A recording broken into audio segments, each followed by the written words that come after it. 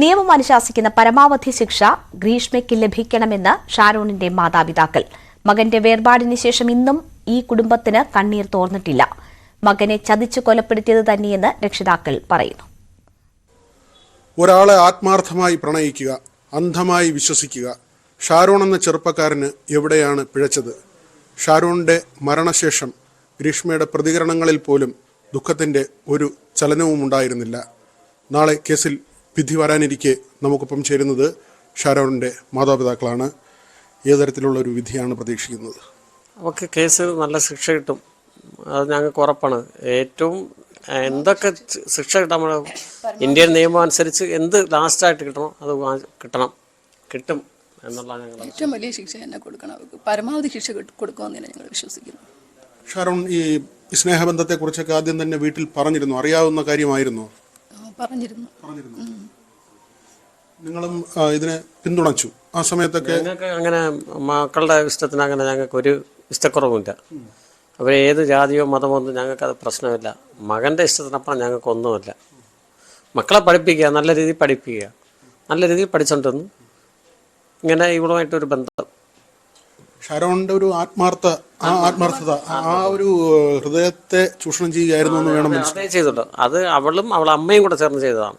അവളെ അമ്മയും കൂടെയാണ് ഇവനെ എൻ്റെ മകനെ ലോകത്തിൽ നിന്ന് ഇല്ലാതാക്കാൻ ശ്രമിച്ചത് അവളുടെ അമ്മയാണ്. ആ സമയത്ത് വന്നത് ഗ്രീഷ്മയ്ക്ക് മറ്റൊരു വിവാഹം വരുന്നുവെന്നും ഷാരോണിനെ ഒഴിവാക്കാൻ ബോധപൂർവമായ ശ്രമം നടന്നുവെന്നുള്ള തരത്തിലൊക്കെയാണ്. ഏതെങ്കിലും ഒരു സൂചന അന്ന് ഷാരോണിന്റെ ഭാഗത്തു നിന്നുണ്ടായത്? മാത്രവുമല്ല, ഈ കഷായത്തിൽ ഇങ്ങനെ വിഷം ചേർത്ത് കൊടുത്ത ശേഷം അത് ഷാരോൺ പറയുന്നതിൻ്റെ ഒരു കാലതാമസം ഉണ്ടായതും ചികിത്സയ്ക്കൊക്കെ ബുദ്ധിമുട്ടുണ്ടാക്കിയോ? അതെ, അങ്ങനെ മകൻ കഷായം കൊടുത്തത് പറഞ്ഞു. അതിനകത്ത് എന്ത് ചേർന്നിട്ടുള്ളത് പിന്നെയാണ് മോൻ പറഞ്ഞത്, എൻ്റെ അടുത്താണ് പറഞ്ഞത്. പപ്പ എനിക്ക് എന്തോ മാരകമായ കഷായത്തിൽ എനിക്ക് മാരകമായ എന്തോ ചേർത്ത് എനിക്ക് എൻ്റെ തന്ന് ഞാൻ മരിച്ചു പോകും.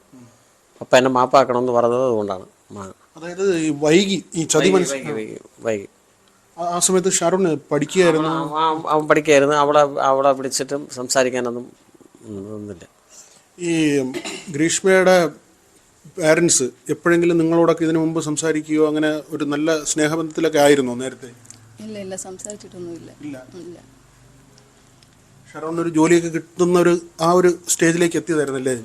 അതെ, ലാസ്റ്റ് ഗ്രേഡായിട്ട് ഇത് സെക്രട്ടറിയേറ്റ് ലാസ്റ്റ് പിയൂൺ ഇതായിട്ട് ലിസ്റ്റിലുണ്ടായിരുന്നതാണ്. അപ്പോഴാണ് പിന്നെ ലാസ്റ്റ് ഇത് ഫൈനൽ പരീക്ഷയായി. പിന്നെ അങ്ങനെ പരീക്ഷ കംപ്ലീറ്റ് ചെയ്തു. മോൻ്റെ ഈ സംഭവം നടക്കാനും 15 ദിവസം നടന്ന് 15 ദിവസം കഴിഞ്ഞപ്പോൾ റിസൾട്ട് വന്നു ജയിച്ചതായിട്ട്. വീട്ടിലൊക്കെ എങ്ങനെയായിരുന്നു? വളരെ ആക്റ്റീവായിട്ട് മകനും ഞങ്ങളൊക്കെ ഭയങ്കര കൂട്ടാണ്. വളരെ ആക്റ്റീവാണ്. ഞങ്ങളെ ചിരിപ്പിക്കാൻ കളിപ്പിക്കാൻ ഒക്കെ കോമഡി പറഞ്ഞ് ഞങ്ങളെ സന്തോഷിപ്പിക്കുന്നത് എൻ്റെ പൊന്നുമോനാണ്. എപ്പോഴും ചിരിയും കളിയും തന്നെ. ഈ വീടിപ്പം 2 വർഷം കൊണ്ട് ഞങ്ങൾ അനുഭവിക്കുന്ന വേദന വളരെ മാനസിക വിഷമത്തിലൂടെയാണ് കടന്നു പോകുന്നത്. എല്ലാവരും അച്ഛനും അമ്മയും മക്കളുടെ അടുത്ത് സ്നേഹം തന്നെ ഇല്ലെന്ന് ഞങ്ങൾ പറയില്ല. പക്ഷെ അതുപോലെ അല്ല, ഞങ്ങൾ ഹസ്ബൻഡിന് സ്ട്രോക്ക് വന്ന് സമാധാനമായിട്ടിരിക്കുക.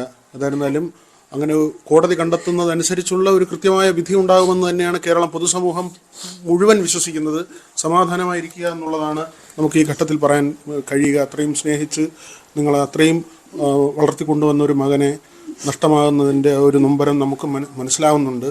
നമ്മളുമെല്ലാം ഓരോ വീട്ടിൽ നിന്ന് വരുന്ന ആൾക്കാരാണ്. ഒരാളിനെ ആത്മാർത്ഥമായി വിശ്വസിച്ച ശേഷം അങ്ങനെ ഒരു ചതി പറ്റിയാൽ അതൊരു പക്ഷേ സത്യസന്ധനുമായിരുന്നു. എല്ലാവർക്കും അവൻ നല്ലതേ ചെയ്തിട്ടുള്ളൂ, ഉപകാരമേ ചെയ്തിട്ടുള്ളൂ.